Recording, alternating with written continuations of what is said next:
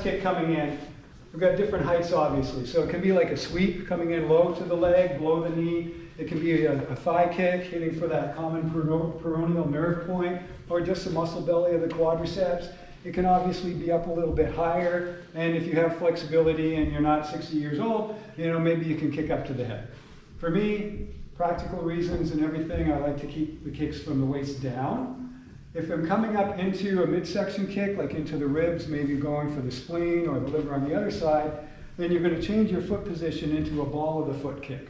So you're coming in and you're punching in with the ball of the foot, as opposed to coming in flat-footed and having a big surface trying to penetrate into the body, because it's mostly going to stay on the outside. If you're coming down to the leg, then that's where you're hitting with the laces, the instep, and the shin. So if I'm going for the thigh kick, for that lateral femoral or common peroneal nerve point, I'm driving in and hitting with the shin as much as I can, using that big bone in there to smash into the muscle and the nerves. Okay?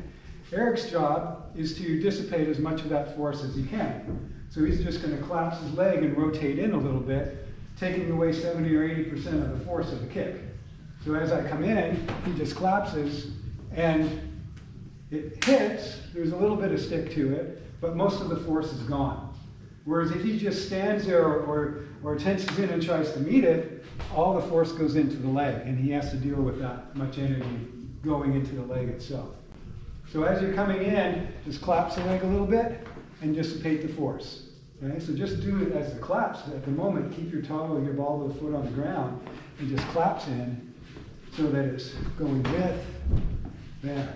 So it's just coming in. Now I have the opportunity to follow up and do other things, but most of the force of that kick is gone. Okay? So if he kicks me, it's just coming in and collapsing, letting that leg literally just buckle underneath the force so that it doesn't hurt and it's not doing any damage.